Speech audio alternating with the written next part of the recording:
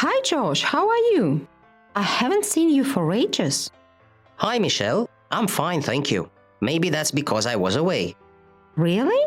Where have you been? I have been to Norway to visit my grandparents. That's very nice. Have you seen a lot of sights? Not as many as I'd like to, but I have seen some. I have some pictures. Would you like to watch them?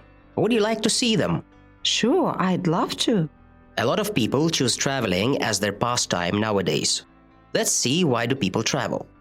They might want to 1. Meet the locals. 2. See famous landmarks. 3. Have time to themselves. 4. Buy souvenirs. 5. Try the local cuisine. 6. Practice the language. 7. Visit museums. 8. Visit local markets. 9. Lie on the beach all day. 10. Explore nature. 11. Go on guided tours. And much more. Now make your own sentences with these phrases. Besides these phrases, there are some other words that are used to describe nature, holidays, and traveling.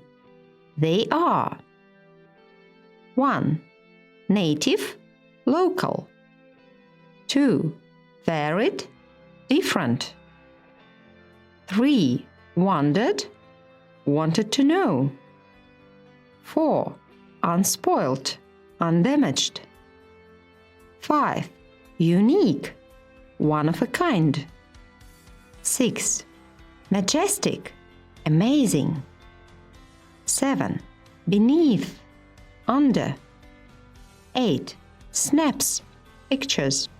Try to guess the meanings of these words.